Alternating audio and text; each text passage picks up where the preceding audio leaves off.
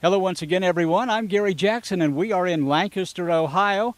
Behind us, at one time, a field of corn. Corn grown here throughout the community. Of course, agriculture, one of the main industries. We are visiting now with Al Beavers. This is Beavers Field. Al, back in the day, were you hearing voices and that caused you to create this field? Well, I actually wasn't hearing voices, but I coached the Legion team, and I thought we were taking care of the high school field, and during the summer to play Legion ball on, and I thought if we could get a patch of land or something to build our own field, it would be nice. And I talked to the county commissioners at the time. I won't go into all the details of how that worked out, but they said they had some land up here they leased to a farmer to plant corn on.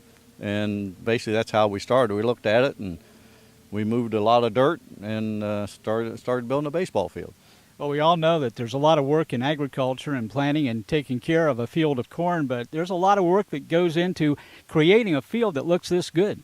Well, I grew up on a farm, and our farm never looked like this either. But believe it or not, when I was 10, 11 years old, I had an acre of ground above there. I built a baseball field, a little miniature golf course, and a basketball court and everything. So I don't know, I guess I have a premonition way back when I was 10 years old that what might be coming in the future.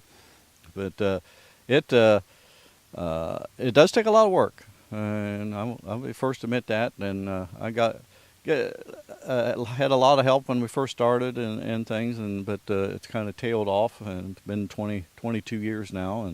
But we try to keep it up to date, and the maintenance and the new features on it about every year. But I agree, it does take a lot of work. Well, you've established a board of directors, and you've put on your board of directors people that have the expertise to help create and maintain this field. Can you tell us a little about some of those key people? Well, one of them I better mention first is my wife. She's on the board. She's my secretary, and she's been with me ever since we started this, and she does concession. And she was worried about if something happened to me, what would happen to the field. She wouldn't know anything to do with it. So I approached a couple ex-Legion players, and this so happens Kevin Chanetsky and Brian Young, both in the field of knowing what to do to the fields, how to take care of it, and what to put on it, and things like that. And I talked to them, and I was very pleased that they accepted the invitation to join our board. So we have a good board of directors that now that knows what it takes to maintain a baseball complex, and also how to take care of it, how to pay for everything, and sometimes what we take in doesn't cover everything. So we had some meeting to have adjusted for us what we might, because our sources of income here is from field rental, advertising, and the concessions, because we're a 501c3 nonprofit organization, and so most of the money before has come from those sources, plus my pocketbook. And now I'm on a fixed income. I don't have as much money to put into it, but I won't let it go down. But Brian and Kevin is going to take over for me, I hope someday, to maintain the facility. Well, folks, you won't believe some of the numbers right now. How many teams play, the number of games during the summer, just on the surface, that's a phenomenal number. Well, we average 150 games a year, and we have high school and college in the spring. We have approximately 80 Legion games in the summertime, and I have a high school fall league that we had 30-some games too. But we just finished Monday, July 4th, 23 games in 5 days here.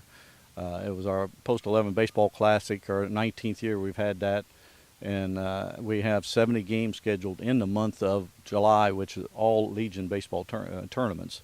And we have the honor of having the State Legion tournament here again this year, that they moved out of Athens after 45 years there, moved it here, and it was quite an honor, and we have it for at least the next 5 years. So that, and now we must have done a decent job on that. Our 8th district chairman wants to move our 8th district tournament here the week before the state tournament now. So we keep adding games, and I have to turn some people away, but I also have some of the college teams that play in the spring has been authorized to play fall league. So we might have some colleges play some fall league games here on fall games in September.